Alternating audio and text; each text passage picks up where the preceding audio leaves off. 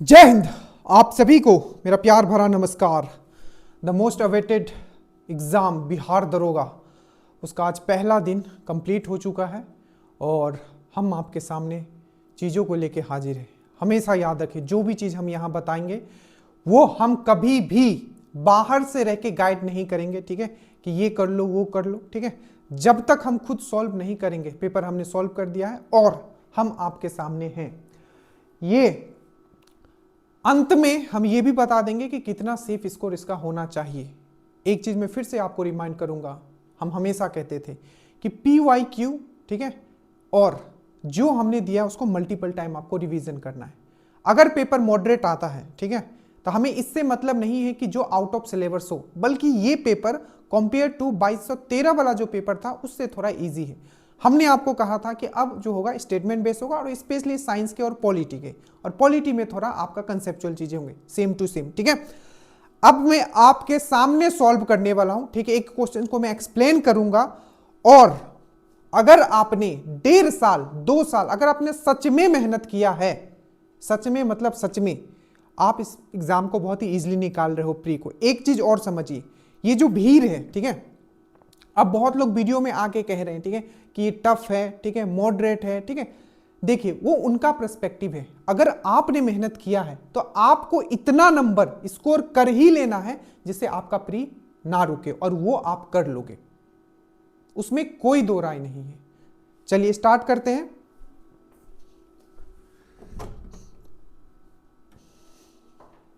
छोटे छोटे चीजों में डाला करता था, आपको हमेशा कहता था कि देखिएगा, ठीक है। उससे भी देखिए, कल या परसों मैंने भारत रत्न का डाला था, वो आ गया, ठीक है। बाकी देखिए, अभी पहला क्वेश्चन और कुछ क्वेश्चंस मैंने फुल में लगाए हैं, बाकी हम जल्दी से वन लाइनर में चीजों को एक्सप्लेन करते हुए कि ऑप्शन में ऐसा था करेंगे।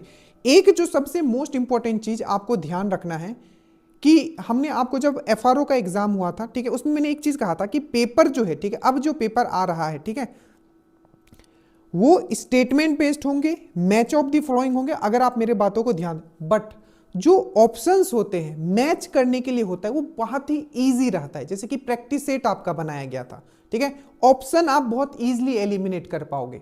तो जिनका आगे एग्जाम है, करना क्या है, क्वेश्चंस को अच्छे से पढ़ना है, उसके बाद ऑप्शंस देखने। आप इजीली, चाहे स्टेटमेंट बेस्ड क्वेश्चंस हो, match of the following questions हो, अगर आपने थोड़ा भी चीजों को ध्यान से पढ़ा है, आप इजीली एलिमिनेट कर लोगे। बट ये है कि जो नए लोग हैं, ठीक है, जिन्होंने सिर्फ वन लाइनर पढ़ के चीजों को कर रखा है, डेफिनेटली है उनको प्रॉब्लम होगा। अब देखिए, ये क्वेश्चन था, अब बहुत ही सिंपल है, ठीक है। हमने आपको क्या बताया कि जो रिफ्रैक्टिव इंडेक्स किसी भी माध्यम का अगर रिफ्रैक्टिव इंडेक्स ज्यादा होगा तो उसमें क्या होगा, लाइट का जो स्पीड है वो उतना ही कम होगा। क्वेश्चन पूछा गया, ठीक है, कि लाइट यहां बोला कि refractive index of a medium, किसी भी माध्यम का जो अपवर्तांक है वो 1.5 दिया हुआ है, ठीक है। उसके बाद ये स्टेटमेंट दे दिया और कंक्लूजन में दिया हुआ है, पहला कंक्लूजन है कि light speed is 1.5 times slower in the medium than in vacuum. जो भी माध्यम दिया हुआ है जिसका अपवर्तांक 1.5 है, ठीक है, उस माध्यम में क्या होगा, स्पीड ऑफ लाइट जो है 1.5 टाइम कम होगा compare to speed of light आपका वैक्यूम में। वैक्यूम मतलब निर्वात।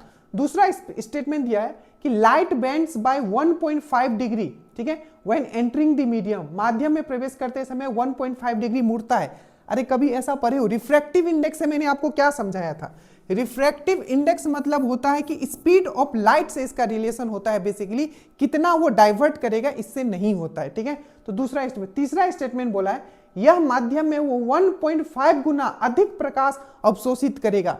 कभी ये चीज सुने हो कि अवशोषण का, कि मतलब रिफ्रैक्टिव इंडेक्स से कि अवशोषण का कुछ लेना देना हो?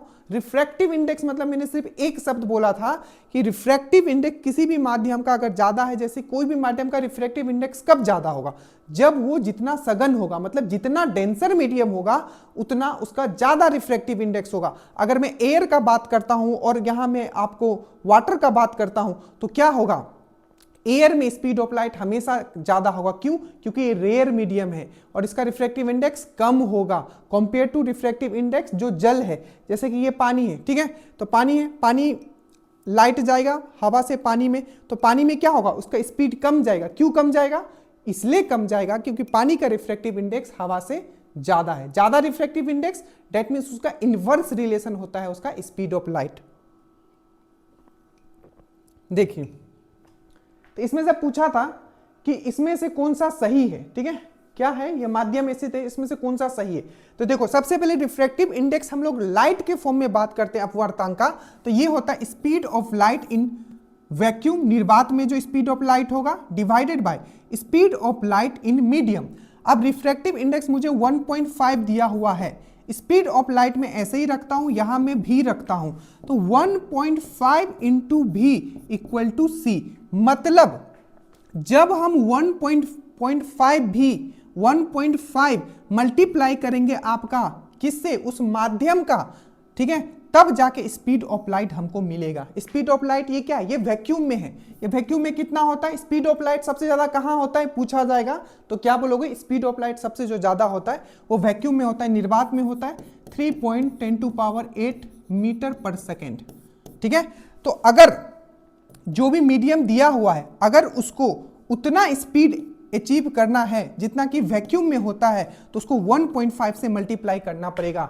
वही बोला हुआ है, देखिए यहां क्या इसमें बोला है कि light speed is 1.5 times slower in that medium. Simple है ये, मतलब 1.5 टाइम यहां मल्टीप्लाई करोगे तभी ना इक्वल टू इसका ये होगा। मतलब जो ऑप्शन 1 है वो आपका सही है, बाकी जो है यहां गलत है आपका, कि इतना मुड़ता है, लाइट एब्जॉर्ब करता है। तो ऑप्शन पे ध्यान दीजिएगा। यहां से आपने क्या समझा, पहले भी समझा चुका हूं, स्पीड ऑफ लाइट जो होता है, जितना ज्यादा डेंसर मीडियम होगा वो उतना क्या होगा, वो वहां स्लो होगा।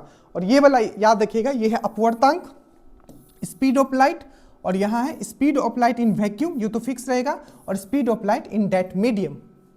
ठीक है, समझ में आया। तो इसका हो जाएगा ओनली कंक्लूजन 1 इज करेक्ट। ठीक है, उसके बाद है ये जो क्वेश्चन था आपका साइंस वाला, ये दूसरे नंबर का जो आप देख रहे हो, ठीक है, ये क्वेश्चन से 1275 में शिफ्ट 1 में भी एक क्वेश्चन था, शिफ्ट 2 में भी एक क्वेश्चन था। अब बोलोगे सर हमने आपका बात नहीं सुना, सुन लिए होते तो बहुत अच्छा जाता एग्जाम। हमने बोला था पीवाईक्यू, तो शिफ्ट पीवाईक्यू भी देख के जाते तो हो जाता। शिफ्ट 1 में भी एक क्वेश्चन था, शिफ्ट 2 में भी एक क्वेश्चन था।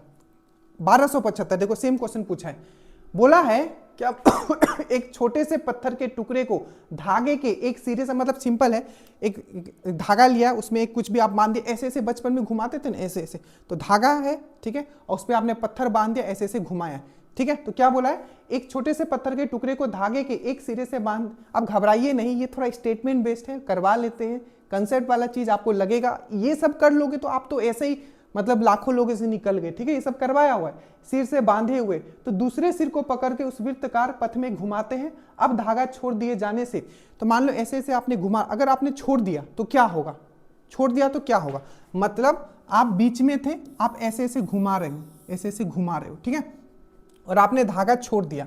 तो पहला पॉइंट बोला है the piece of stone will continue to move along the circular path. वो छोड़ देगा तो क्या, वो घूमते रहेगा गोल गोल, नहीं घूमेगा, ठीक है। दूसरा, the piece of stone will move along any radial line of the circular path. पत्थर का टुकड़ा एक वृत्त की किसी त्रिज्या रेखा में अनुदिश चलेगा। क्या ये सही है, आगे देखते। The piece of stone will move along the tangential to the circular path. ये इसका सही होगा, ये गलत है, ये गलत है, ये पहले भी कर चुके हैं। The piece of stone will move along the any path, ठीक है। अब देखिए हमने आपको बताया था जैसे ऐसे ऐसे घुमाओगे तो कहीं भी अगर लोगे तो ये ऐसा डायरेक्शन होगा, ये ऐसा डायरेक्शन होगा, ये ऐसा डायरेक्शन होगा, ये ऐसा, मतलब जब भी आप छोड़ोगे तो वो जो गोल गोल घूम रहा था, ऐसे ऐसे ऐसे गोल गोल घूम, जैसे आपने छोड़ा वो टेंजेंशियल जाएगा, मतलब ये टेंजेंशियल जाएगा, ये टेंजेंशियल जाएगा।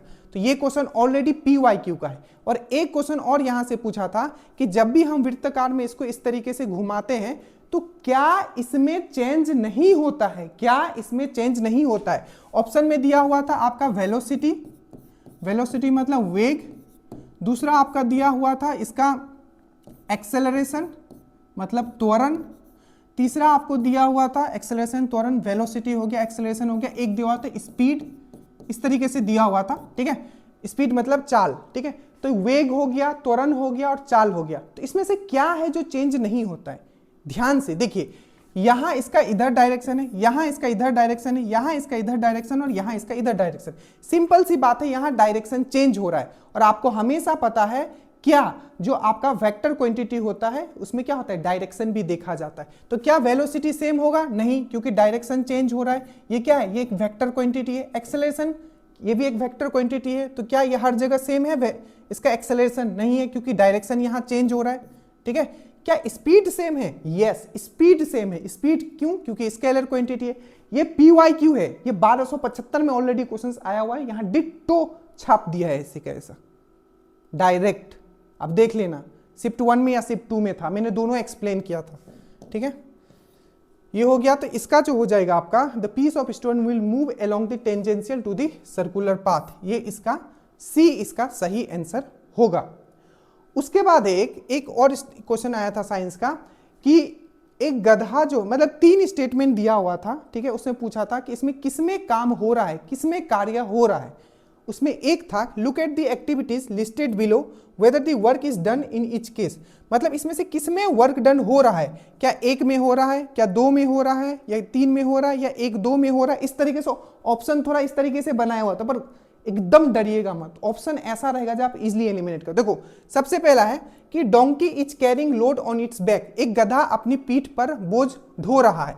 अब देखो वर्क मतलब कार्य मतलब क्या होता है, FD cos थीटा, और cos थीटा का वैल्यू मैक्सिमम कब होगा, सिंपल सी बताओ, मैक्सिमम कब होगा, cos थीटा का वैल्यू मैक्सिमम कब होता है, जब ये 0 डिग्री पे होगा तब। थीटा अगर 0 होगा तो cos 0 जो होता है 1 होता है, और अगर 90 डिग्री हो जाएगा तो ये cos थीटा क्या हो जाता है, 0।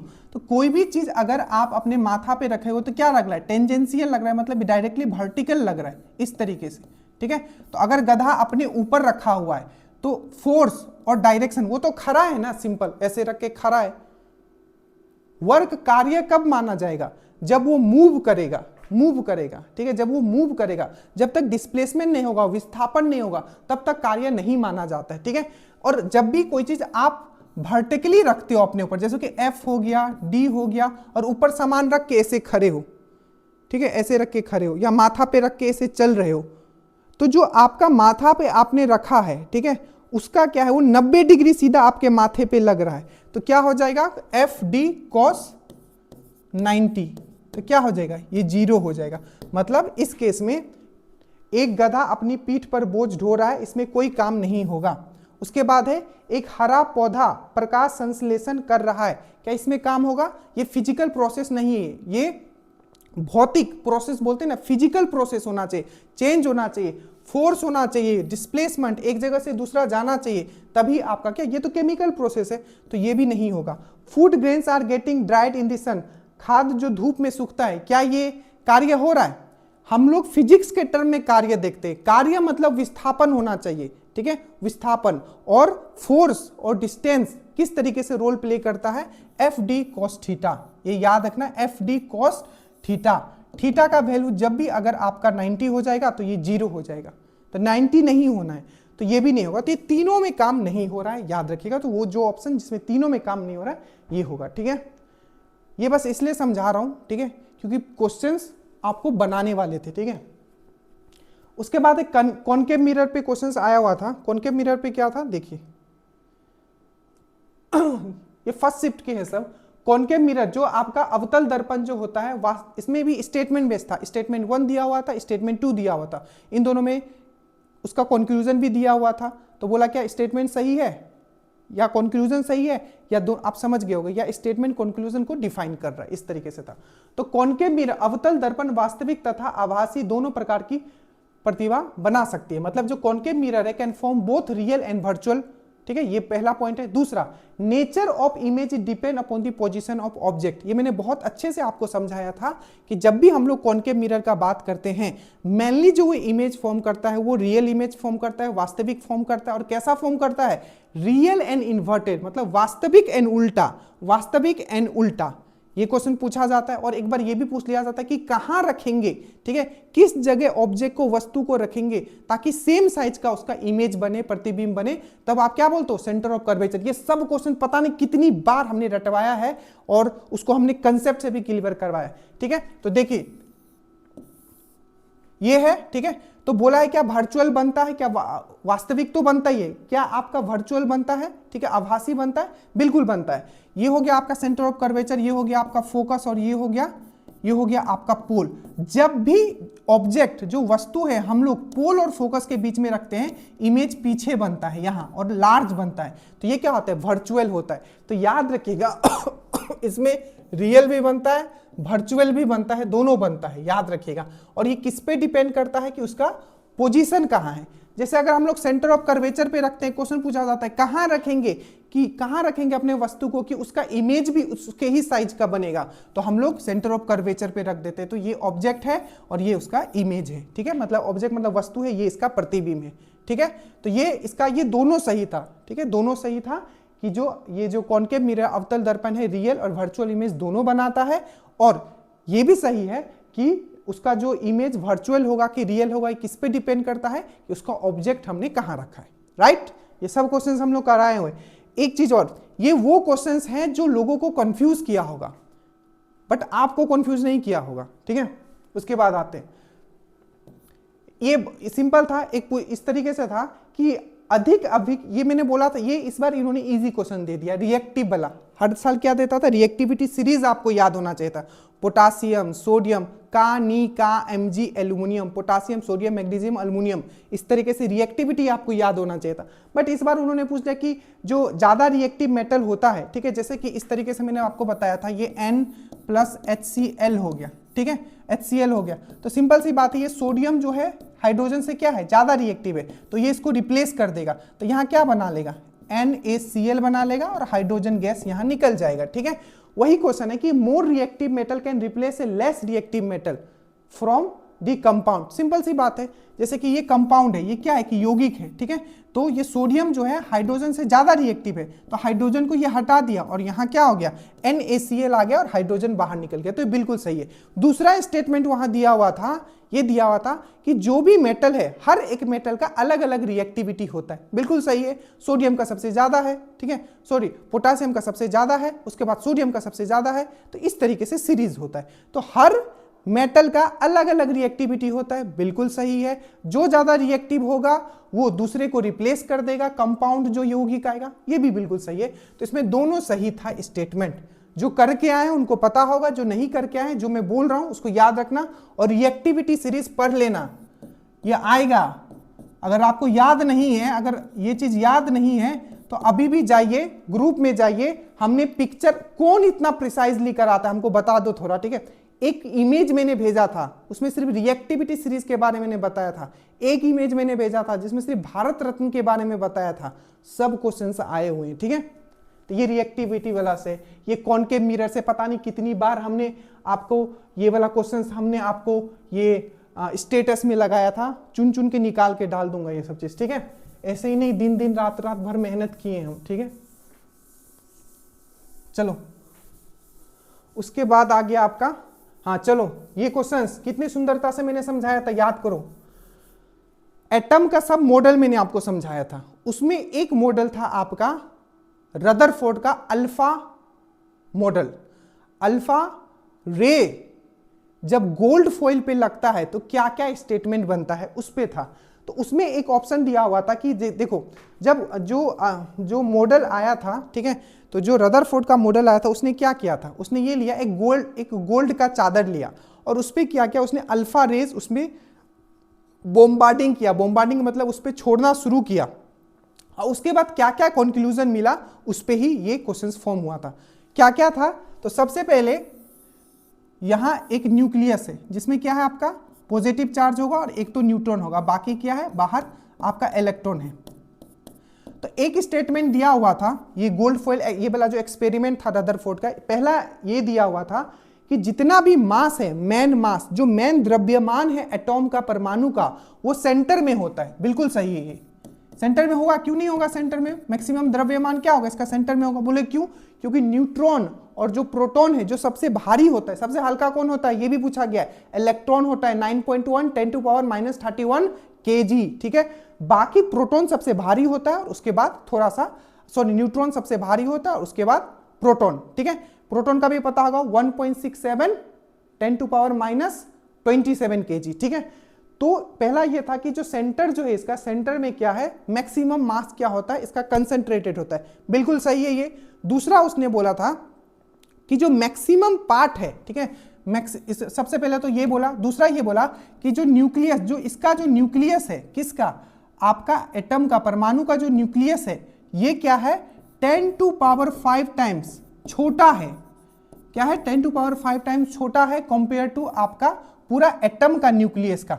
ये भी डिट्टो आपका लिखा हुआ है, नोट्स में जाके देख लेना, अगर नहीं होगा तो नीचे कमेंट करके हमको बता देना कि नहीं, हम एक एक लाइन पढ़े हुए और हमको याद है, तो आप झूठ नहीं बोल सकते हो। तो बिल्कुल न्यूक्लियस जो है क्या है, ये जो न्यूक्लियस होता है इसका जो रेडियस है, इसका जो त्रिज्या है, वो 10⁵ टाइम्स छोटा है कंपेयर टू आपका पूरा एटम का न्यूक्लियस है। तो ये भी स्टेटमेंट सही है। स्टेटमेंट गलत क्या था, तो स्टेटमेंट उसमें ये बताया हुआ था कि जो न्यूक्लियस जो है, न्यूक्लियस वो पूरी तरीके से खाली होता है, मतलब वो खाली होता, जी नहीं, न्यूक्लियस बहुत छोटा है, ठीक है, ये खाली नहीं होता है, पूरा एटम जो है वो क्या होता है, खाली होता है। तो यही था इसमें कि देखिए कि रदरफोर्ड के अल्फा जो परिकिरणन प्रयोग के अनुसार परमाणु का अधिकांश भाग खाली होता है, सही है। एटम पूरा बोलेगा, परमाणु पूरा बोलेगा तो खाली होता है, इसलिए most space of nucleus is empty, इसलिए मोस्ट ऑफ द न्यूक्लियस जो पर वहां ऑप्शन में दिया हुआ था कि इसका जो न्यूक्लियस है, ठीक है,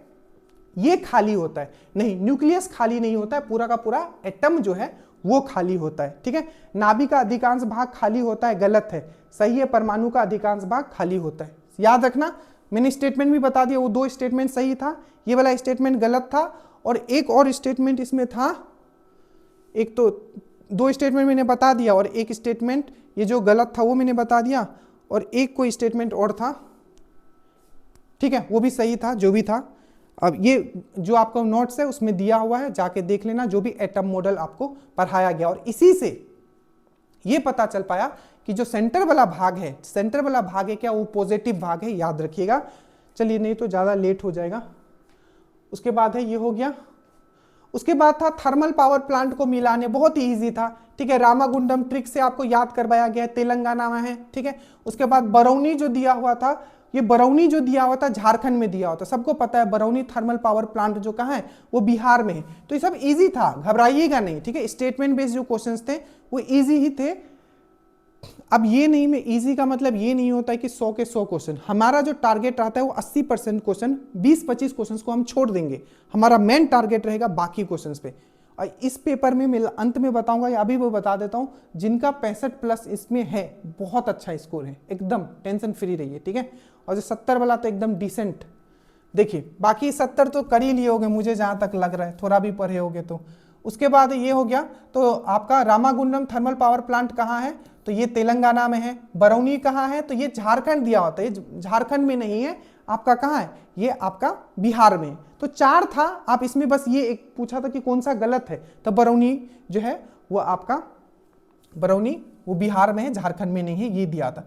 ये मैंने इकोनॉमिक्स में जाके देखना, मैंने अभी पढ़ाया था, ठीक है, कि जो मनी का जो काम क्या होता है, मनी जो है बेसिकली क्या काम होता है, सिंपल, वहां कॉमोडिटी दिया होता है। मनी क्या वस्तु है, नहीं, वस्तु नहीं है। मैंने 2 चीज बताया था, मनी का काम क्या होता है, सबसे पहला एक्सचेंज करने के लिए, किसी भी चीज को एक्सचेंज करने के लिए, मान लीजिए आपने पैसा दिया, उसने आपको सामान दिया, तो एक्सचेंज हो गया, ये पहला। दूसरा, किसी भी चीज का वैल्यू पता लगाने के लिए, वो भी पैसा के टर्म में करते हैं, तो मेन 2 काम यही होता है। तो वहां पूछा था कि फंक्शन ऑफ मनी, ऐसे इकोनॉमिक्स के ज्यादा क्वेश्चंस नहीं थे, एक ये था और 5 ईयर प्लान से था, ठीक है। तो ये हो गया आपका। तो सबसे पहले विनिमय का माध्यम और मूल का माप, that means medium of exchange and measure of value, इसका ये काम होता है। और मूल का संचय और लेख की इकाई, ये दोनों होता है। बाकी जो 2 ऑप्शन जो दिया हुआ था उसमें कमोडिटी दिया हुआ था, ठीक है, ये वस्तु के रूप में इसको आप स्टोर नहीं कर सकते, ये वस्तु है भी नहीं, ठीक है। उसके बाद था आपका एनसीडीसी दिया हुआ था, नाबार्ड दिया हुआ था, 4 आपको नाम दिया हुआ था। मैं फिर से याद दिलाता हूं, वहां 1 से 2, मतलब उन्होंने पेपर बनाया ही ऐसा है कि अगर आपने पढ़ा है तो आप एलिमिनेट कर लोगे। 4 दिया हुआ था, एक दिया हुआ था एनसीडीसी, मतलब नेशनल कोऑपरेटिव डेवलपमेंट कॉर्पोरेशन, ठीक है, इसका फुल फॉर्म होता है, तो 1963 में हुआ था। नाबार्ड का दिया हुआ था कि 1981 में, मतलब नाबार्ड जो एक्ट आया था, ठीक है, ये 1981 में आया था, बट वहां जो दिया हुआ था ये 1984 या 85 दिया हुआ था। हम सबको पता है जब नाबार्ड जो है आपका 1982 में ही फॉर्म हो गया था, 12 जुलाई 19।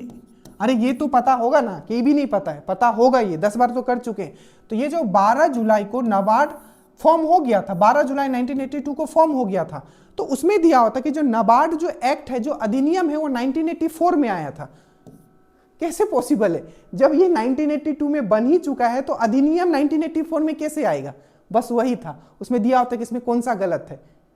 अब टिक मार लेते कि नाबार्ड वाला गलत था, क्योंकि नाबार्ड जो है 12 जुलाई 1982 को फॉर्म हो गया था शिवरमन कमेटी के, और फुल फॉर्म इसका एक बार पूछा जा चुका है नाबार्ड का, तो national bank for agriculture and rural development. याद रखिएगा, मैन इसका वित्तीय प्रोवाइड करता है रूरल एरिया को डेवलप करने के लिए, स्पेशली एग्रीकल्चर को, ठीक है। तो ये वाला था, तो नाबार्ड वहां दिया हुआ था 1984, तो क्या आप नहीं कर लोगे? कर लोगे। बाकी एनसीडीसी दिया हुआ था 1963, 3 ऑप्शन था, बट चौथा ऑप्शन ये था और ये वाला गलत था। और मैक्सिमम क्वेश्चंस ऐसे थे, 75 प्लस क्वेश्चंस ऐसे थे जो आप एलिमिनेट करते। तो ये भी हो गया आपका, ये था, मतलब ये जो क्वेश्चंस था जो किए होंगे उनको पता होगा। उसके बाद ये एक क्वेश्चंस था, सब आपका थोड़ा दिमाग, आप बोलोगे देखो पेपर एग्जाम में आपको हार्ड लगेगा, ठीक है, और माइंड दूसरों से आपको थोड़ा डिफरेंट तो सोचना ही पड़ेगा, नहीं तो लाखों का भीड़ है, कैसे आप आगे निकलोगे। अब जैसे कि ये क्वेश्चन, जब क्वेश्चंस मैंने इसको सॉल्व किया, पहले खुद सॉल्व किया हूं, ठीक है, तभी सबका आंसर देखा हूं। देखो ये था कि VSHORADS, ठीक है, ये कहां से लॉन्च किया गया है, ठीक है, एक मिसाइल वहां लिखा, मतलब ये लॉन्चिंग कहां से किया गया है। तो सबको पता है कि सैटेलाइट अगर होगा तो सैटेलाइट तो आपने पढ़ा होगा श्रीहरिकोटा से होगा। बाकी जो भी मिसाइल है, चाहे डिफेंस सिस्टम है, वो कहां से मेनली लॉन्च होता है? तो चांदीपुर के उड़ीसा से होता है। और ऑप्शन में दिया हुआ था, ये क्या है? Very small air defence system इसको बोला जाता है, very small air defence system. वहां चांदीपुर डायरेक्टली लिखा हुआ था, आप टिक मार लेते, ठीक है। न्यू स्टूडेंट के लिए हो सकता है कि थोड़ा प्रॉब्लम हो, बट अगर आपने पढ़ा है अच्छे से तो ये कर लेते। उसके बाद था कि एक रिसेंटली अभी क्या है कि 52 सैटेलाइट क्या है अभी गवर्नमेंट को लॉन्च करना है, ठीक है, और उस चीज को फास्ट करने के लिए, उस चीज को 52 सैटेलाइट को जल्दी से लॉन्च करने के लिए गवर्नमेंट के द्वारा कौन सा आपका मतलब प्रोग्राम चलाया जा रहा है? तो डेडिकेटेड सैटेलाइट, तो 52 डेडिकेटेड सैटेलाइट लॉन्च, ठीक है। और ये वहां ऑप्शन में दिया हुआ था, पता है क्या लिखा हुआ था कि 52 डेडिकेटेड सर्वेलेंस वर्ड दिया हुआ था, और इसका ऑप्शन में भी सर्वेलेंस था, स्पेस बेस्ड सर्वेलेंस। तो थोड़ा इस तरीके से दिमाग लगाते तो इसका आंसर हो जाएगा स्पेस बेस्ड सर्वेलेंस का जो प्रोग्राम अभी चलाया जा रहा है 52 डेडिकेटेड सैटेलाइट के लिए। सब क्वेश्चंस में बताते चलूं कि आपको सॉल्व कैसे करना है वहां, ठीक है। अब कुछ लोग बोलेंगे सर वहां दिमाग नहीं चलता, अरे बिल्कुल चलेगा, ठीक है। जैसे बीपीएससी में क्या होता है, पेपर का ऑप्शन का उस तरीके से थोड़ा बनाया जाता है कि आप ट्रिकी लगेगा, बट इसमें ऑप्शन में वैसा नहीं था। उसके बाद था, ये भी करवाया हुआ है करंट तो पूरा ही करवाया हुआ है, कि जो आपका स्पिरिचुअल एंड वेलनेस समिट जो हुआ था, आध्यात्मिक एंड वेलनेस समिट जो हुआ था, वो कहाँ हुआ था? तो ये उज्जैन में हुआ था। ये चीज आपको याद रखना है, कहाँ हुआ था? ये उज्जैन में हुआ था, ये चीज आपको याद रखना है, ठीक है। कहाँ हुआ था? उज्जैन में हुआ था।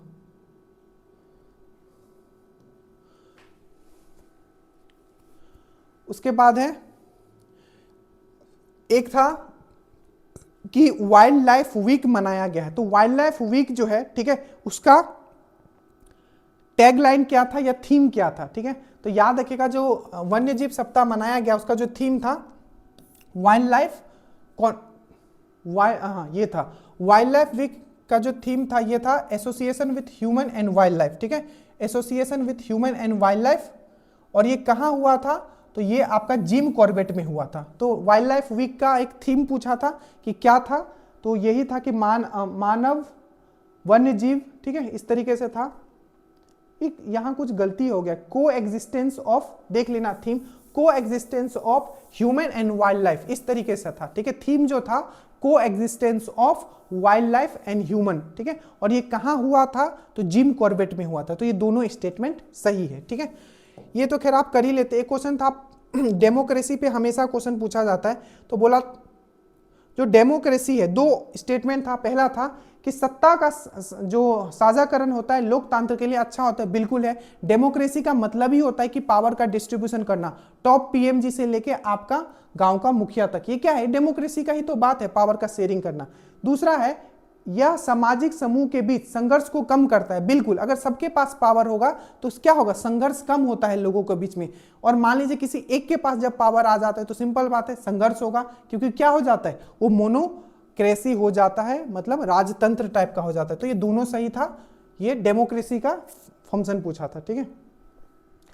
उसके बाद है आपका पावर शेयरिंग हो गया, इसको डायरेक्ट मैं बता देता हूं। ये वाला एक क्वेश्चन था कि food grain and maintenance cost, जो फूड ग्रेन और मेंटेनेंस कॉस्ट जो होता है, rising food grain and maintenance cost does not include, मतलब जो फूड ग्रेन का जो मेंटेनेंस किया जाता है, ठीक है, उसका जो कॉस्ट इंक्रीज होता है, 4 ऑप्शन दिया होता, पूछा गया था इसमें किसका प्रभाव नहीं पड़ता है उसमें, तो वो है इंपोर्ट ऑफ गुड्स, गुड्स का जो इंपोर्ट किया जाता है उसका प्रभाव उस पर नहीं पड़ता है, ठीक। वही है कि food grain maintenance cost, rising food grain maintenance cost does not include import of grain, ठीक है। खाद भंडारण खावन लागत में खाद्यान्न आयात शामिल नहीं होता है, मतलब इसके वजह से उसका प्राइस जो है नहीं बढ़ता है, ठीक है। एक क्वेश्चन था कि जो हमारा देश है, ठीक है, हमारा जो देश है, ठीक है, वो क्या है, सेकुलर है। तो बिल्कुल हमारा देश सेकुलर है, हमारा देश ऐसा नहीं है कि मैक्सिमम पॉपुलेशन हिंदू है तो हिंदू राष्ट्र है, ये नहीं, हिंदू राष्ट्र नहीं है। जैसे पाकिस्तान में क्या है कि मुस्लिम राष्ट्र और मैक्सिमम बहुत सारे से मुस्लिम राष्ट्र, बट हमारा देश जो है सेकुलर है, ये कोई धर्म बेस्ड के हिसाब से राष्ट्र नहीं है, ये याद रखिएगा। ये पहला स्टेटमेंट था। दूसरा स्टेटमेंट था कि जो भारत जो है क्या है, वही है कि भारत एक धर्मनिरपेक्ष राज्य है, बिल्कुल सही है। दूसरा था कि संविधान किसी भी धर्म को मान्यता नहीं देता है, ये भी सही था कि संविधान किसी धर्म को मान्यता नहीं देता है और भारत एक धर्मनिरपेक्ष ये है, तो ये भी सही है। बट एक स्टेटमेंट ऐसा था कि जो संविधान जो है, ठीक है, हमें अपने धर्म को मानने का अधिकार नहीं देता है, इस तरीके से, तो वो गलत हो जाएगा। क्योंकि अनुच्छेद हमको पता है जो 25 से लेकर 28 तक सिंपली बताया गया है कि हमारे पास पूरा अधिकार है, हम किसी भी धर्म को मान सकते हैं। तो वो वाला स्टेटमेंट 2 गलत है और स्टेटमेंट 1 सही है कि इंडिया एक सेकुलर स्टेट है, सही है। दूसरा बोला कि संविधान में ये नहीं बताया गया है कि हम किसी भी धर्म को मान सकते हैं, नहीं, हमारा संविधान में बताया गया कि हम किसी भी धर्म को मान सकते हैं, तो स्टेटमेंट 2 गलत है, ठीक है। उसके बाद था आपका, तो ये वही मैं बोल रहा हूं, ध्यान से पढ़ना, घबरा मत जाना वहां, ठीक है। एक था फिर से कि अंत्योदय योजना 4 दिया हुआ था, अंत्योदय योजना 2000 में आया था। ये पब्लिक डिस्ट्रीब्यूशन सर्विस जो है TPDS जो है 1997 में आया था। तो इस तरीके से सजाना था। अगर आपको कुछ भी नहीं आता था, ये तो पक्का आपको आता होगा कि अंत्योदय अन्य योजना जो है 2000 में आया था। तो 2 वहां ऑप्शन बचते थे, दोनों एलिमिनेट कर लेते। तो ये TPDS 1997 में आया था, अंत्योदय योजना 2000 में आया था, ठीक है। एक क्वेश्चन पूछा गया था, ये सब आपका माइंड के ऊपर था, आप कैसे करते हो, ठीक है, घबराइएगा नहीं, मैं फिर से बोल रहा हूं।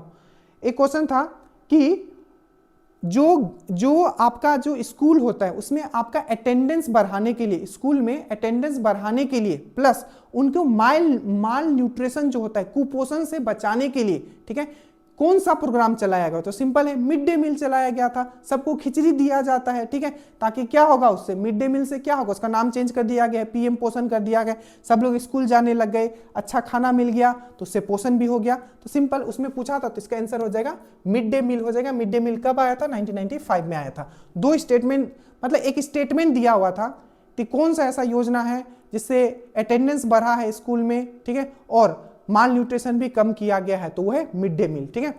उसके बाद था कि BM-04 शॉर्ट रेंज, ठीक है, बैलिस्टिक मिसाइल, ठीक है, तो उसमें ऑप्शन में दिया हुआ था कि जो BM-04 SRBM, ठीक है, शॉर्ट रेंज, उसमें लिखा भी हुआ था पूरी तरीके से शॉर्ट रेंज बैलिस्टिक मिसाइल, ये किसने लॉन्च किया है, मतलब किसने बनाया? अरे मिसाइल कौन बनाता है? वहां इसरो भी दिया हुआ था और भी बहुत चीज दिया होता। तो मिसाइल कौन बनाता है? वो DRDO मेनली बनाता है। आपका जो सैटेलाइट है कौन बनाता है? इसरो बनाता है। तो वहां DRDO दिया हुआ था, DRDO, ठीक है। अब थोड़ा तो उस तरीके से माइंड आपको डेवलप करना पड़ेगा।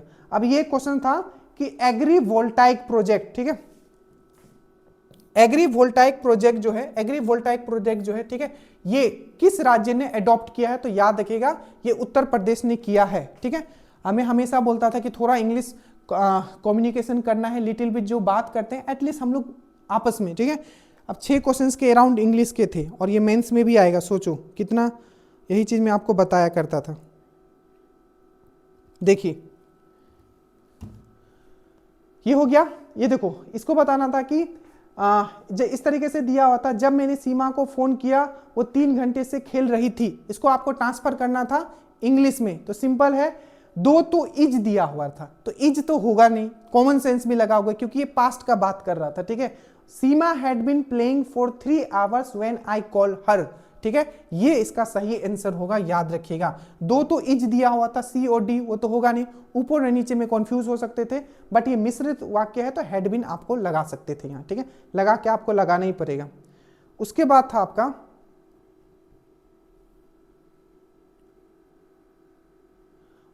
कि memory sentence, I remember when I first so you, मुझे याद है जब मैंने तुम्हें पहली बार देखा था। ये हिंदी में था, इसको इंग्लिश में करना था, तो वही है, मुझे याद है जब मैं तुम्हें पहली बार देखा था। आई रिमेंबर, आप भी रिमेंबर करते होगे, ठीक है, I remember when I first so you, तो ये इसका हो जाएगा, ठीक है, इस तरीके से था। एक वर्ड था कि जो वर्क बुक होता है ये कहाँ यूज किया जाता है, वर्क बुक जो है ये कहाँ होता है, MS एक्सेल, MS वर्ड, इस तरीके से दिया होता, तो ये जो है आपका वर्क बुक जो होता है आपका MS एक्सेल में। अब देखो एक चीज मैं आपको बताता हूँ, ठीक है, छोटी छोटी चीजें ही ये, मैं अपना काम जो है जैसे PDF बनाना हो गया, ठीक है, वर्ड का यूज करना हो गया, पावर पॉइंट का यूज करना हुआ, तो इससे भी नॉलेज बढ़ता है छोटी छोटी चीजों से। देखो ये आ गया MS एक्सेल वाला, जो MS एक्सेल कभी यूज किए होंगे उनको आइडिया होगा, ठीक है। अब वन लाइनर भी देख लेते, ठीक है। अब ये देखो, ये दोनों एक्सरसाइज में आया था और डायरेक्टली आपका यहां भी आ गया। एक पूछा था कि जो RBI गवर्नर कौन है, 26 में RBI गवर्नर कौन है, संजय मल्होत्रा। फिर से कैग कौन है, आर्टिकल 148 संजय मूर्ति। याद रखिएगा ये सब, ठीक है, कि संजय मूर्ति कैग है, संजय मल्होत्रा ये है आपके जो, उसके बाद जो आपके 26वें नंबर के जो चीफ इलेक्शन कमिश्नर वो ज्ञानेश कुमार है। 11वें नंबर के जो आपके इसरो के हेड है वो कौन है अभी, तो वी नारायणन है। आपके फिर से फिक्की के चेयरमैन चेंज हो गए हैं, गोयनके जी हो गया, अनंत गोयनका हो गया है। और फिर से आपका बहुत सारे ऐसे, पराग जैन जो है आपके, पराग जैन जो है रो के अभी नियुक्त हुए हैं, पराग जैन, उनका भी नाम याद रखिएगा। सेबी का याद रखिएगा, तुहिन कांति याद रखिएगा, ठीक है, तो ये सब चीज आपको याद रखना है। उसके बाद है डी कुकेश, ये भी मैंने आपको करवाया था, दोनों बहुत अच्छे से मैंने आपको करवाया था, कितनी सुंदरता से करवाया था कि डी कुकेश ने जो जीता है, ठीक है, वो किसको हरा के जीता है, तो चाइनीज के डिंग लेरेन को हरा के जीता है। और ये कहाँ हुआ था, तो सिंगापुर में हुआ था। जैसे 2024 वाला जो है FIDE वर्ल्ड चैंपियनशिप कहाँ हुआ था आपका, कहाँ हुआ था बोलो, तो वो जो हुआ था सिंगापुर में हुआ था। और 2025 वाला कहाँ हुआ है, तो आपको याद रखना है गोवा में हुआ है। और 25 वाला कौन जीता है, तो जाको क्या नाम था उनका, वो जो उज्बेकिस्तान के हैं, उज्बेकिस्तान के हैं, जाको कुछ है, ठीक है, अभी दिमाग में नहीं आ रहा है, ठीक है मेरा, तो उज्बेकिस्तान के हैं, ठीक है, जाको, ठीक है, वो जीते हैं इस बार। 2025 वाला जो है जाको खीर नाम लास्ट में आता है, ठीक है, जाबो खीर कुछ इस तरीके से, ठीक है। तो ये चीज आपको याद रखना है। डी गुकेश डिंग लेरेन आपको याद रखना है, 2024 वाला वहां हुआ था, 2025 वाला यहां हुआ है। कौन जीता है, तो उज्बेकिस्तान के जापो खीर जीते हैं, ठीक है। अब एक चीज याद रखिएगा, 2025 में FIDE वर्ल्ड जो ओमेन चैंपियनशिप का जो विनर कौन थी, तो आपको याद रखना है, एकदम छपेगा, दिव्या देशमुख। और किनको उन्होंने हराया था, तो इंडिया के ही आपके कुनेरू हम्पी को हराया था, याद रखिएगा, ठीक है। थोड़ा फास्ट कर लेते हैं। उसके बाद आया था जो वर्ल्ड स्पेस डे कब मनाते हैं, बहुत बार मैंने करवाया, 23 अगस्त को मनाते हैं। मैंने ये भी आपको बताया था कि इस बार का थीम क्या है, तो आपको मैंने बताया था आर्यभट्टू गगनयान, आर्यभट्टू गगनयान, ठीक है। फास्ट करते हैं, ठीक है।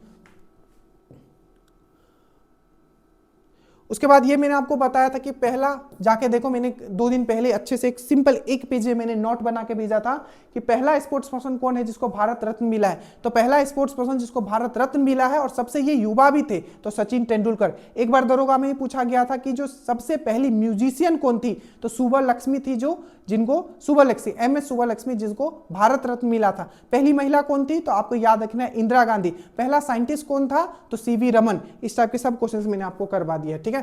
एक क्वेश्चन था, बहुत बार कर चुके हैं, गंडक जो है आपका गंगा से कहां मिलती है, तो हाजीपुर दिया हुआ था, हाजीपुर मार देना, उसमें हाजीपुर दिया हुआ था, सोनपुर दिया रहेगा, सोनपुर मार देना। गंडक कहां मिलती है, हाजीपुर सोनपुर, ठीक है, कहां, गंगा से। दूसरा आपका पूछा था कोसी कहां मिलती है, ये भी पूछा गया था, तो कुर्सेला कटिहार, कुर्सेला में मिलते हैं, वहां वर्ड दिया हुआ, तो कुर्सेला कटिहार में मिलती है, ये भी चीज याद रखिएगा। उसी तरीके से आपका जो और कौन सा हो गया, ये हो गया। फिर से पुनपुन जो है कहाँ मिलती है, तो ये फतुआ में मिलती है। याद रखिएगा कि उत्तर से कौन सा नदी आ रहा है और दक्षिण से कौन सा नदी जा रहा है, ठीक है।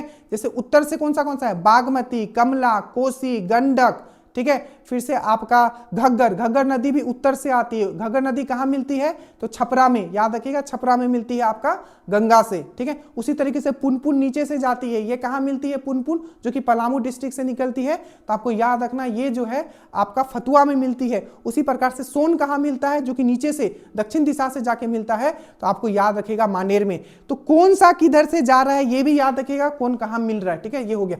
उसके बाद ये सब हम लोग बहुत बार साइंस में कर चुके हैं कि फंगी का जो होता है सेल वॉल किससे बना होता है, तो काइटिन से बना होता है, ठीक है। या बैक्टीरिया का किससे बना होता है, तो पेप्टिडोग्लाइकिन से बना होता है। इसमें और भी बहुत सारे क्वेश्चंस बन सकते हैं, अभी उतना नहीं कर पाएंगे, जल्दी जल्दी इसको हम लोग खत्म करते हैं, ठीक है। जो बाकी कर लिए हैं, जिनका एग्जाम हो गया अपना मिला लीजिएगा, ठीक है। भिलाई एक था कि आपको 4 ऑप्शन इस तरीके से मिलाने के लिए दिया हुआ था, ठीक है, कि राउरकेला कहाँ है, भिलाई कहाँ है, इस तरीके से मिलाने के लिए दिया हुआ था। जैसे कि आपका भिलाई का अगर हम लोग बात करें तो ये छत्तीसगढ़ में है, ठीक है, उसमें कौन सा गलत है ये चुनना था, ठीक है। तो भिलाई जो है छत्तीसगढ़ में है, आपको पता है। राउरकेला कहाँ है, उड़ीसा में है, राउरकेला उड़ीसा में है। भिलाई जो है छत्तीसगढ़ में है। दुर्गापुर आपका कहाँ है, तो आपका कहाँ है, दुर्गापुर कहाँ है, तो ये आपका वेस्ट बंगाल में, ठीक है। और बोकारो कहाँ है, तो ये भी आपका, ये भी कहाँ है, तो आपका बोकारो झारखंड में है, ठीक है। इसी तरीके से था, अब मैंने इसको थोड़ा एक्सप्लेन कर दिया तो आपने समझ जाओ। एक भद्रावती था, आई थिंक भद्रावती, तो कर्नाटका में है। जो गलत था उसमें चुनना था तो बहुत इजी था, आपने चुन लिया होगा। एक था आचान कमार टाइगर रिजर्व, तो आचान कमार इस बार पूछ लिया, कांगेर घाटी भी पूछ लिया, तो आचान कमार भी आपका छत्तीसगढ़ में। और एक पूछ लिया कि कांगेर घाटी जिसको रिसेंटली यूनेस्को में इंक्लूड किया गया है, तो कांगेर घाटी जो राष्ट्रीय उद्यान है आपका छत्तीसगढ़ में। और इससे पहले जो 1275 था उसमें पूछा गया था लेमेरू हाथी रिजर्व कहाँ है, क्या लेमेरू हाथी रिजर्व, तो लेमेरू हाथी रिजर्व भी आपका छत्तीसगढ़ में। तो कांगड़ा राष्ट्रीय उद्यान, ठीक है, कांगड़ा घाटी राष्ट्रीय उद्यान और आचान कमार टाइगर रिजर्व आपका छत्तीसगढ़ में। 58 नंबर का टाइगर रिजर्व कौन बन गया है, तो अच्छे से याद रखिएगा माधव टाइगर रिजर्व, जो कि 58 नंबर का टाइगर रिजर्व बन गया। और एनटीसीए के द्वारा, ठीक है, नेशनल टाइगर कंजर्वेशन, ठीक है, एनटीसीए के द्वारा टाइगर स्टेट किसको अब घोषित कर दिया गया है, तो गुजरात को कर दिया गया है, याद रखिएगा, ठीक है। एक खनिज वाला भी था, खनिज वाला, तो ये कर लिए हो गए। जैसे कि कुदेरमुख कहाँ है, कर्नाटका में है। बेलाडीला कहाँ है, तो छत्तीसगढ़ में है। केउंझर कहाँ है, केंजर और बादाम पहाड़ कहाँ है, तो उड़ीसा में। मैंने इसको थोड़ा एक्सटेंड कर दिया, मतलब इसमें ज्यादा लिख दिया है। उसने बस पूछा था किसमें से कौन सा एक गलत है, वो पूछा था, ठीक है। वेल्थ ऑफ नेशन किसने लिखा है, सबको पता होगा, एडम स्मिथ ने लिखा है। एक इक्वेशन आया था बैलेंस करने के लिए, और मैंने और उसका जो होगा 112 वहां लीड वाला आया था, लीड वाला, तो 112 वो वाला ऑप्शन होगा, ठीक है, लीड वाला। और याद रखिएगा ये मैं पहले भी बोला था कि आप बैलेंस वाला करके जाना। जैसे कि देखो एक बार मैं बैलेंस वाला जल्दी से लिख दूं, वो वाला तो याद नहीं, लीड वाला अभी, ये फोटोसिंथेसिस वाला लिख देता हूं। देखो जैसे कि 6CO2 6H2O, ठीक है, यहां होगा आपका सनलाइट और यहां होगा आपका क्लोरोफिल। यहां क्या आएगा, C6H12O6, ये क्या है, ग्लूकोज का फॉर्मूला है, और 6CO2, ठीक है। तो ये बैलेंस है। देखो ये दोनों, जितना यहां कार्बन होगा यहां भी उतना ही कार्बन होगा, जितना यहां ऑक्सीजन होगा इस साइड भी उतना ही ऑक्सीजन होगा। इसको मैंने बैलेंस करने सिखाया है बहुत बार, तो ये बैलेंस पे था, आपने कर लिया होगा। और उसका ऑप्शन जो होगा 112 वाला जो होगा वो ऑप्शन होगा, ठीक है। उसके बाद था कि जो बिहार का जो लिटरेसी रेट है, ठीक है, बिहार का जो लिटरेसी रेट है वो कितना है, ठीक है। तो देखो बिहार का जो लिटरेसी रेट है, सिंपल सी बात है, लिटरेसी रेट जो 61.8 है, जो महिलाओं का है 51.5% है, पुरुष का कितना है 71.2% है। सबसे ज्यादा जो रोहतास का है 73% है, सबसे कम जो है पूर्णिया का है, याद रखेगा। एक क्वेश्चन पूछा था कि अलवार और नैनार किस राज्य को संबंधित है, तो भक्ति आंदोलन जब मैंने आपको पढ़ाया था, तो नैनार मतलब नैन किसके है बीच में, तो शिव को, जो शिव को मानते हैं उसको हम लोग नैनार बोलते हैं, ठीक है। तो अलवार और नैनार जो है रिलेटेड टू तमिलनाडु, याद रखिएगा। कांगड़ा घाटी ये छत्तीसगढ़ से, मैंने आपको बता दिया, ठीक है। देखिए जो भी सब स्टेटमेंट बेस्ड मैक्सिमम क्वेश्चन थे, बट वो आप एलिमिनेट कर सकोगे, आप बहुत आराम से एकदम टेंशन फ्री होके एग्जाम देने आप जाओ, ठीक है। ये हो गया 15 तक। उसके बाद है आपका यहाँ 16, उसके बाद पूछा था कि प्लान का इंग्लिश बताओ, तो प्लान का इंग्लिश क्या होगा, योजना होगा। ट्रांसफर का इंग्लिश बताओ, तो हस्तांतरण होगा, ठीक है। और एक और नियुक्ति पूछ लिया था, तो 3 तो नियुक्ति से ही आ गया, ठीक है। एक पूछा था कि इंफॉर्मेशन कमिश्नर अभी कौन है, सूचना आयुक्त कौन है, तो श्री राजकुमार गोयल है, ये भी क्वेश्चन पूछा गया था। एक पूछा गया था कि जो एससीओ का जो 10वां मेंबर बना है वो कौन है, तो वो है आपका बेलारूस। याद रखना, सबसे पहले मैं एससीओ का बात करता हूं। टोटल पहले 8 था, अब हो गया 10। जो आपका 9वां नंबर का जो था वो था ईरान, 10वां नंबर का है आपका बेलारूस। उसी तरीके से नाटो, याद रखिएगा नाटो में भी अब टोटल पहले 30 थे, अब इसमें 32 हो गया है। 2 कौन आपका नया जुड़ा है, तो एक है आपका फिनलैंड, ठीक है, और दूसरा है आपका फिनलैंड के बाद कौन है, दूसरा कौन है, अरे बोलो, फिनलैंड के बाद है आपका स्वीडन। स्वीडन ही है ना, फिनलैंड एंड स्वीडन, एक बार चेक कर लेना, ठीक है। एक तो फिनलैंड था, दूसरा था आपका स्वीडन।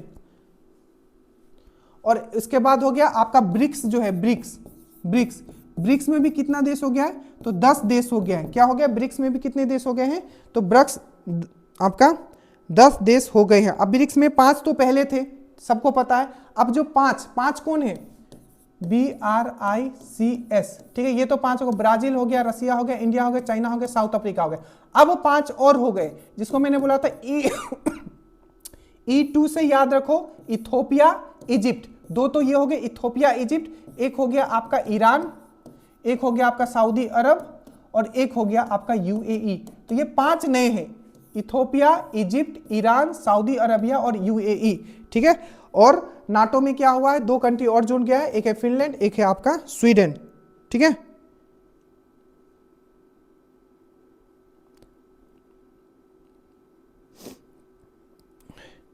तो ये हो गया आपका नाटो हो गया, ठीक है, ब्रिक्स हो गया, और उस ब्रिक्स हो गया और नाटो हो गया। उसके बाद आपका SCO हो गया, ईरान एंड बेलारूस, और एक हाँ आसियान भी जुड़ा है, आसियान भी जुड़ा है। तो आसियान का पहले आसियान में कितना था, 10 मेंबर था, एक 11वां जुड़ गया अभी, ठीक है। तिमोर लिस्ट जो है आपका जुड़ गया, तो 11वां जो मेंबर बन गया है वो तिमोर लिस्ट है, जो कि आसियान का मेंबर आपका बन गया है, ठीक है। ठीक है, फिनलैंड एंड स्वीडन है, वही चेक कर रहा था, ठीक है। तो नाटो में फिनलैंड एंड स्वीडन जुड़ा है, ठीक है। ब्रिक्स में Ethiopia, Egypt, Iran, Saudi Arabia and UAE, ठीक है। आपका SCO में ईरान एंड बेलारूस, और आपका SCO में और आसियान में कौन जुड़ा है, तो आपका तिमोर लिस्ट जुड़ा है। याद रखिएगा SCO का समिट अभी कहाँ हुआ था, तो तियानजिन आपका चाइना में हुआ था, ठीक है। चलिए, कैप ऑफ गुड होप किसने, इस तो पहले ही पेज में लिखा होगा आपका, कैप ऑफ गुड होप किसने, मतलब ये जो रास्ता था कैप ऑफ गुड होप, जो साउथ अफ्रीका के नीचे से इस तरीके से जाते हैं, तो कौन है, बार्टोलोमू डायस ने खोजा था, ठीक है। बार्टोलोमिस ने खोजा था, याद रखेगा, ठीक है। एक बोला था कि मुनाफाखोरी का इंग्लिश क्या होगा, तो होगा प्रॉफिटेरिंग, ठीक है। मुनाफाखोरी का क्या होगा, प्रॉफिटेरिंग होगा, याद रखिएगा, ठीक है।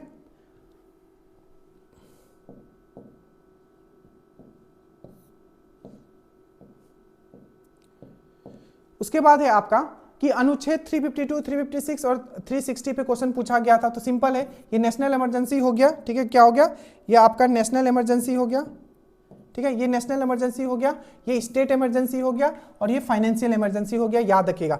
आपका 358 पहले वाला जो एग्जाम हुआ था दरोगा का, और 359 भी पूछा है, याद रखिएगा। 358 क्या बोलता है, 358 बोलता है कि जैसे ही आपका, ठीक है, नेशनल इमरजेंसी लागू होगा, जो आपका अनुच्छेद 19 है वो खत्म हो जाएगा। किसके अनुच्छेद के अंदर, 358 का अनुच्छेद ये कहता है कि जैसे ही नेशनल इमरजेंसी होगा, अनुच्छेद नंबर 1 खत्म।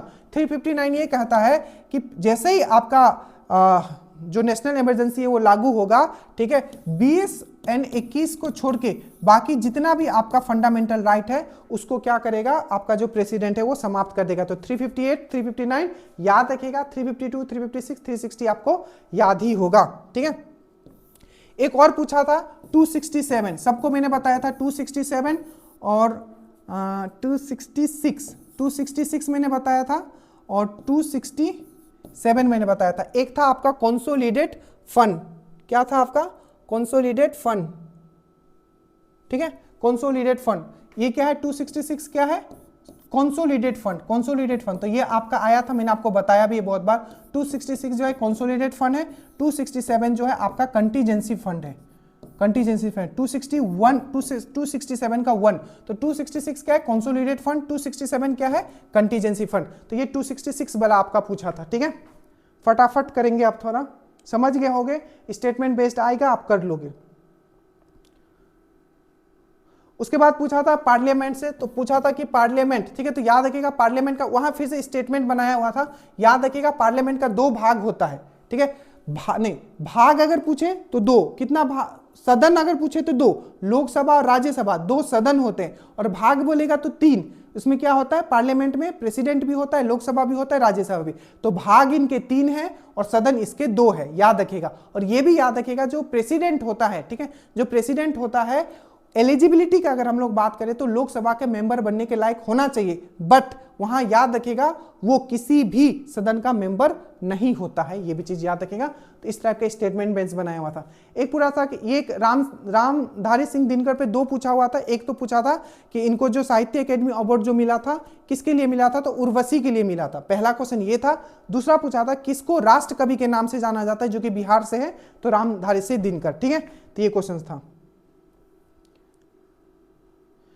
2 अमेंडमेंट जो डायरेक्ट पूछा गया था, एक था 42वें अमेंडमेंट से, ठीक है, इसको आप कर लिए होगे जो भी था 42वां अमेंडमेंट वाला, और दूसरा जो था एक 61 अमेंडमेंट वाला, 61 अमेंडमेंट।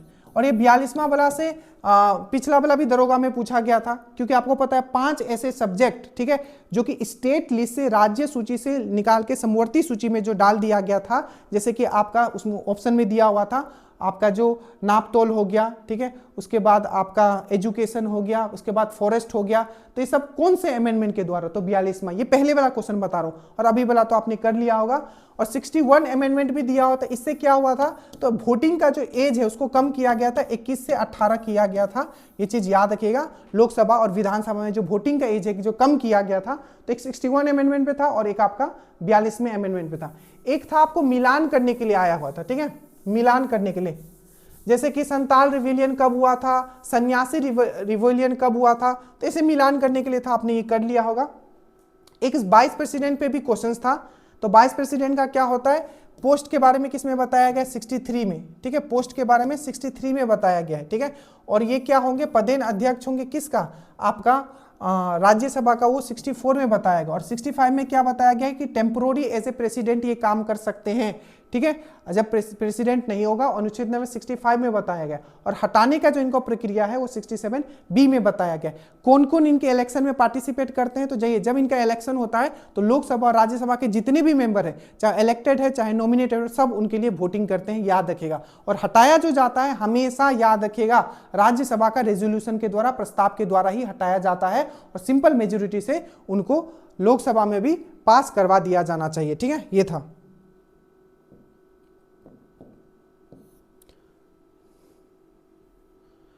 और एक था कि जो नोबेल अवार्ड से आपका आगे भी रहेगा, तो उसके लिए तैयार रहिएगा, ठीक है। पूछा था कि नोबेल अवार्ड जो है केमिस्ट्री में किसको नहीं मिला था, मैंने करवाया था केमिस्ट्री मतलब रसायन, कैसे याद रखोगे, कीट को मारने के लिए रसायन यूज करते हैं, तो कीटागाबा था। बैटरी को चार्ज करने के लिए रसायन यूज करते हैं, तो रिचार्ज था। और एक था आपका उमर यागी, उम्र बढ़ाने के लिए भी हम लोग यूज करते हैं, तो उमर यागी था। ये 3 थे, एक जो नहीं था ऑप्शन में वो नहीं था। उसी तरीके से आपको फिजिक्स का भी याद रखना है।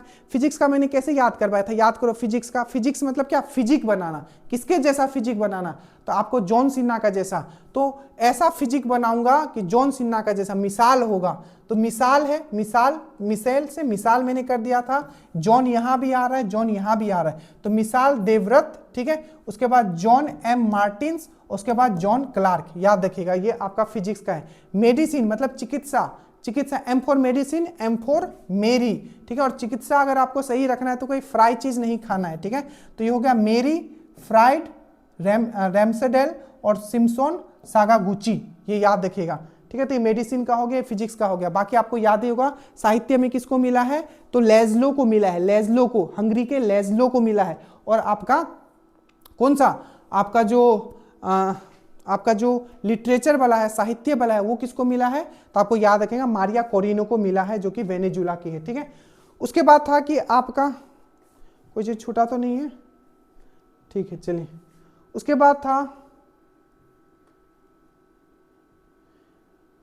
उसके बाद ये था कि जो फर्स्ट वोटिंग, ठीक है, इलेक्ट्रॉनिक वोटिंग जो है, ठीक है, अर्बन आपका जो अभी उस तरीके से था कि इलेक्ट्रॉनिक वोटिंग जो किसके द्वारा यूज किया गया है फर्स्ट टाइम अर्बन एरिया में, ठीक है, तो किसके द्वारा किया गया है, तो आपको याद रखिएगा इलेक्ट्रॉनिक वोटिंग जो है बिहार के द्वारा अभी किया गया है। उसके बाद था एक सजाने के लिए आया हुआ था, ठीक है, कि किसका चीज का वैल्यू सबसे ज्यादा है, जैसे पाउंड का क्या होता है, पाउंड, यूरो और डॉलर, ठीक है, तो सबसे जो ज्यादा होता है पाउंड का होता है, मतलब यहाँ का 122 रुपया पाउंड, पाउंड कहाँ चलता है, यूके में चलता है, तो यहाँ का 122 रुपया पाउंड 1 रुपया। यूरो क्या है, यूरो मतलब यहाँ का 104 रुपया, वहाँ का यूरो, उसके बाद डॉलर और इसके बाद था ऑस्ट्रेलियन डॉलर। तो डॉलर अराउंड 90 कुछ रुपया है, ठीक है, 90 प्लस है, और ऑस्ट्रेलियन डॉलर जो है 60 प्लस कुछ है। तो इसको अगर सजाने बोलोगे, ठीक है, तो पाउंड सबसे पहले आएगा, उसके बाद यूरो, उसके बाद डॉलर, उसके बाद ऑस्ट्रेलियन डॉलर, इस तरीके से था, ठीक है, तो इसको सजा लेना है। एक पूरा था कि सारस मेला जो हुआ था, ठीक है, वो थीम उम नहीं पूछा था, ठीक है, जब बाहर निकलोगे सब लोग अपना ही धुन गाते, थीम नहीं पूछा था, ये पूछा था कि जो सरस मेला जो हुआ था, ठीक है, ये उसका जो मेन जो उसका जो फोकस किस पे था, तो याद रखिएगा महिला उद्यमिता पे, दैट मीन्स वोमेन इंपावरमेंट पे थीम था, और जीविका उसमें मैन इसको हैंडल कर रही थी, ठीक है, तो याद रखिएगा सरस मेला का जो मैन उसमें जो दिया हुआ था वोमेन इंपावरमेंट पे, वोमेन उद्यमिता पे, वोमेन इंटरप्रेन्योरशिप होगा इसका आंसर, ऑप्शन में दिया हुआ था। एक पूछा था कि इकोमार्क के बारे में आपको पूछा हुआ था, ठीक है, कि इकोमार्क, जैसे कि इकोमार्क कब आया, डेट उसको दिया हुआ था, ठीक है, उसके बाद इकोमार्क का मतलब कब वो लॉन्च हुआ था, वो डेट दिया हुआ था, वो सही था। उसके बाद इकोमार्क के बारे में बताया था कि ये जो इन्वायरमेंट फ्रेंडली होता है वो इकोमार्क उसको दिया जाता है, तो ये भी सही है। तीसरा दिया हुआ था कि इकोमार्क का सिंबल क्या होता है, तो प्लेट होता है, नहीं, इकोमार्क का जो सिंबल होता है ये एक घैला टाइप का होता है जो मिट्टी से बना होता है, अर्थन पोट, ठीक है, तो यही उसमें गलत दिया हुआ था कि एक प्लेट होता है, प्लेट नहीं होता है, एक अर्थन पोट होता है घैला टाइप का, वो होता है सिंबल उसका, तो ये गलत दिया हुआ था, बाकी सही था, ठीक है। चलो ये क्वेश्चन हो सकता था बहुत लोगों को कैसे दिमाग में रहा होगा। एक दिया था कि बेकिंग पाउडर जो है क्या के लिए यूज नहीं किया जाता। देखिए जब बेकिंग सोडा होता है, ठीक है बेकिंग सोडा, वॉशिंग सोडा आपने पढ़ा होगा, बेकिंग सोडा का आपको फॉर्मूला भी पता होगा, सोडियम हाइड्रोजन कार्बोनेट। तो बेकिंग सोडा में जब आप टार्टरिक एसिड मिलाओगे, ये भी क्वेश्चन पूछा जाता है, क्या मिलाओगे तो बेकिंग पाउडर में चेंज हो जाएगा बेकिंग सोडा, तो टार्टरिक जब आप उसमें एसिड मिलाओगे तो, ठीक है। और उसमें कहाँ इसका यूज नहीं होता ये पूछा गया था, तो आई थिंक उसमें आपका जिप्सम या कुछ इस तरीके से दिया हुआ था, तो ये था एक क्वेश्चन, ठीक है। एक पूछा था कि डाटा प्राइवेसी डे का थीम क्या है, तो थीम देख लेना, पूछा गया था डाटा प्राइवेसी डे कब मनाते हैं, तो 28 जनवरी को। एक पूछा गया था कि जो पीएम कौन है, बहुत बार हम लोग कर चुके हैं मंथ वाले में, ठीक है, कि जो आपका जो पीएम, क्योंकि रिसेंटली नियुक्त हुए फ्रांस के पीएम कौन है, तो सेबेस्टियन ल्यूकॉर्न है, ठीक है। और प्रेसिडेंट कौन है अगर पूछ लिया जाए तो एमेनुअल मैक्रोन है। और ये इसलिए भी न्यूज में है फ्रांस, क्योंकि मोदी जी वहां गए थे, मोदी जी और एमेनुअल मैक्रोन साथ में, याद रखिएगा एआई समिट होस्ट किया गया था। एआई समिट कहां हुआ था, तो आपका कहां हुआ था, तो वहीं हुआ था। तो ये पीएम के बारे में उन्होंने पूछ लिया था, इस तरीके से क्वेश्चंस था, ठीक है।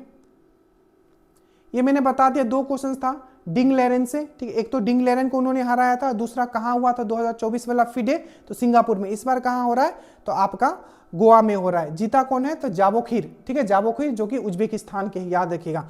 उसके बाद था लॉज ऑफ मोशन से क्वेश्चंस था,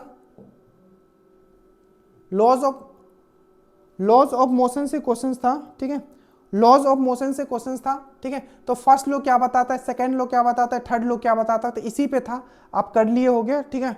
उसके बाद मैंने इसको एक्स्ट्रा लिख दिया है कि अगर इक्वेशन पे आ जाए आगे वाला सेट में, ठीक है, इक्वेशन पे आ जाए, काइनेमेटिक मतलब लॉज ऑफ काइनेमेटिक इक्वेशन होता है, v इक्वल टू होता है u plus A T, S equal to होता है U T plus half A T square, और v इक्वल टू होता है यू स्क्वायर प्लस 2as। तो हो सकता है इस पे आगे चल के पूछे लॉज ऑफ मोशन पे, तो ये आप कर लेना, ठीक है। उसके बाद था कि जो इंडिया फ्रांस इनोवेशन ईयर, ठीक है, तो पूछा गया था कि जो इंडिया और फ्रांस ने मिलके, ठीक है, 2026 को किस ईयर के रूप में घोषित किया है। ये हमेशा इस टाइप का क्वेश्चन पूछता है, बट इस बार हमेशा यूएनओ से रिलेट करके पूछता है कि यूएनओ जो है इस ईयर को किस रूप में घोषित किया, पर इस बार इनका पूछ लिया कि जो भारत और फ्रांस है 2026 को कैसे किस के, तो इंडिया फ्रांस इनोवेशन ईयर, ठीक है, भारत फ्रांस नवाचार वर्ष के रूप में घोषित किया है 2026 को, ठीक है। इसी तरीके से मैंने लिख दिया जैसे कि 2026 को यूएनओ ने किस रूप में घोषित किया है, तो महिला किसान के रूप में घोषित किया है, ठीक है, और वॉलंटियर एसडीजी के रूप में घोषित किया है, तो इस तरफ लिख दे। उसी तरीके से एफआरओ में पूछा गया था कि 2025 को किस रूप में घोषित किया गया है यूएनओ के द्वारा, तो international year of quantum science and technology, तो ये सब देख लीजिएगा। उसके बाद है आपका,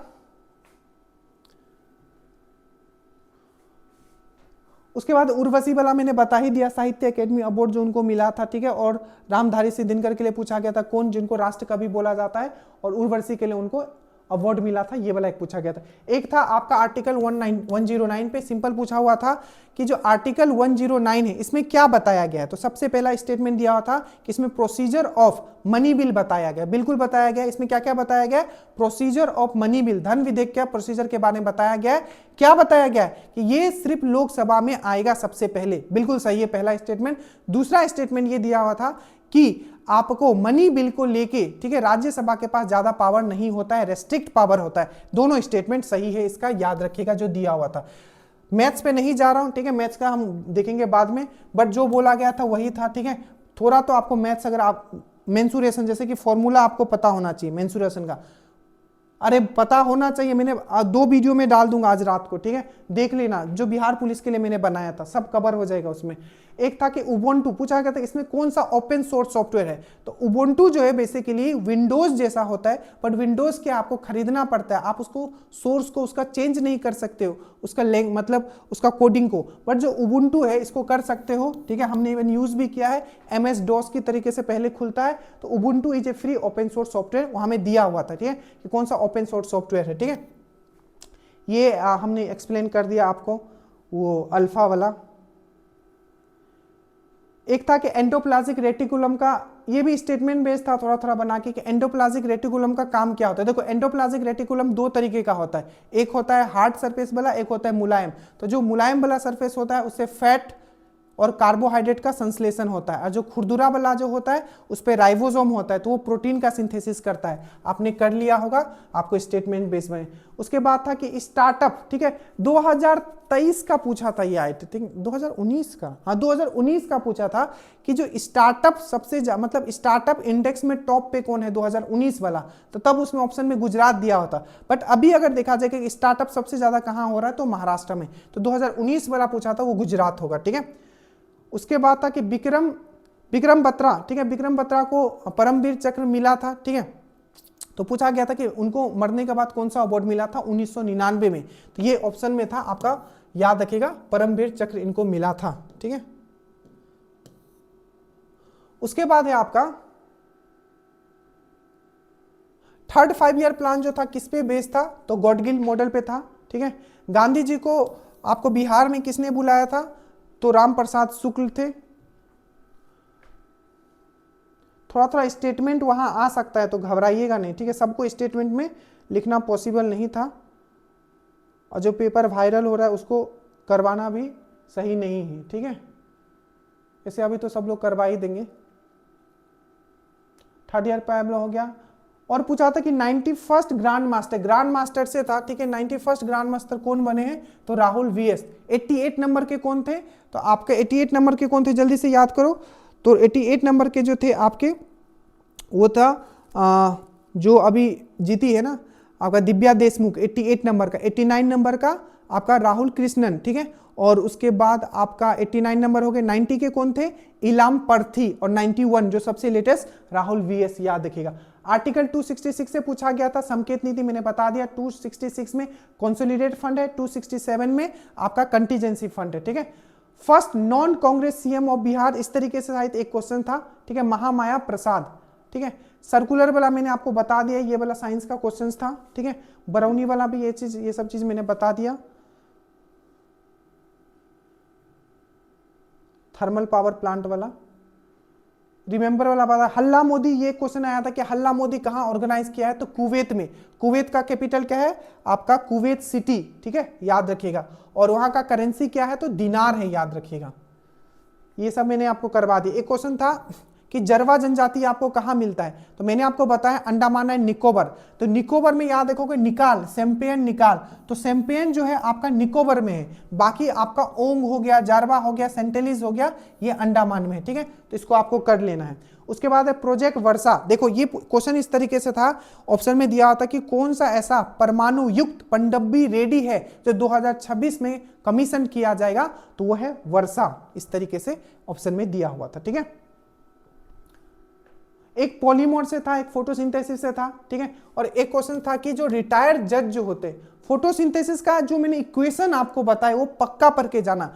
देखो फोटोसिंथेसिस से बहुत सारे क्वेश्चन पूछे गए। एक बार पूछा गया था कि जब फोटोसिंथेसिस होता है तो ग्रीन जो प्लांट है, जो पौधा है, ठीक है, वो कितना परसेंट सन का रेज को ट्रैप कर पाते हैं, तो याद रखिएगा 1%। दूसरा बार पूछा गया था जो सन का जो रेज होता है वो किसके द्वारा ट्रैप किया जाता है, ठीक है, तो वो क्लोरोफिल के द्वारा किया जाता है, ठीक है। ये सब चीज याद रखना, बाकी उसका फॉर्मूला भी याद रखिएगा।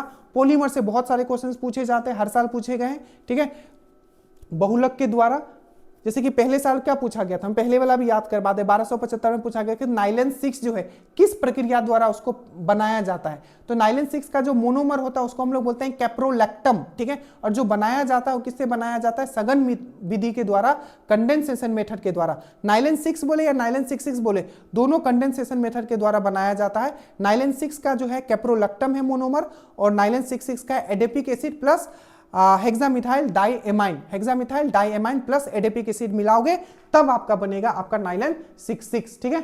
एक था कि रिटायर्ड जज जो है, ठीक है, रिटायर्ड जज जो है, मान लीजिए कि बिहार का जो हाई कोर्ट के जो रिटायर्ड जज है वो कहाँ काम कर सकते हैं, तो याद रखिएगा वो हर जगह काम कर सकते हैं एज ए लॉयर, एक्सेप्ट उसी कोर्ट में काम नहीं कर सकते जिस कोर्ट में वो जज रहे हैं। बाकी डिफरेंट कोर्ट में वो जो भी हाई कोर्ट है, डिफरेंट हाई कोर्ट है, वहां एज ए लॉयर काम कर सकते हैं, प्लस आपका सुप्रीम कोर्ट में तो काम कर ही सकते हैं एज ए लॉयर। याद रखिएगा इनका एज जो होता है 60 से 62 कर दिया गया है। कौन से अनुच्छेद के द्वारा हाई कोर्ट का एज जो हो गया 60 से 62, जैसे सुप्रीम कोर्ट के जज का कितना होता है 65 होता है, हाई कोर्ट का 60 से 62 होता है। कौन सा अमेंडमेंट, 15 नंबर का जो अमेंडमेंट था उसके द्वारा ये किया गया है। और जो सुप्रीम कोर्ट के जज है वो कहीं काम नहीं कर सकते हैं, याद रखिएगा, ठीक है।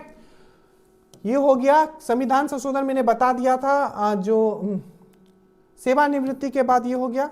एक आया था फॉरेस्ट वाला मैच करने के लिए, जैसे कि सदाबहार वन, ठीक है, माउंटेन में कौन सा वन होता है, ठीक है, और सुंदरबन में कौन सा वन मिलता है, तो सुंदरबन में मिलता है, आपको इतना तो पता ही होगा कि सुंदरबन में मिलता है आपका मैंग्रोव वन, तो मैंग्रोव वन हो जाएगा, सुंदरी वन को हम लोग मैंग्रोव वन भी बोलते हैं, तो ये इससे मैच हो जाएगा, सुंदरी वन और मैंग्रोव वन। एक था माउंटेन वाला में, क्यों, तो फर जो होता है, ठीक है, फर, ठीक है, फर जो कहाँ मिलता है, तो माउंटेन में, ये सब पढ़ाया हुआ है, ठीक है। उसी तरीके से सदाबहार वन कौन सा है, तो मैच करने के लिए आया हुआ था, तो सिंपल है, दो तो हमने आपको मैच करवा ही दिया। माउंटेन वाला कौन सा होगा, वो फर होगा, ठीक है। उसके बाद आपका जो मैंग्रोव होगा वो सुंदरबन होगा। अगर ये दो आपने मैच कर लिया तो आपका आंसर आ गया होगा, ठीक है।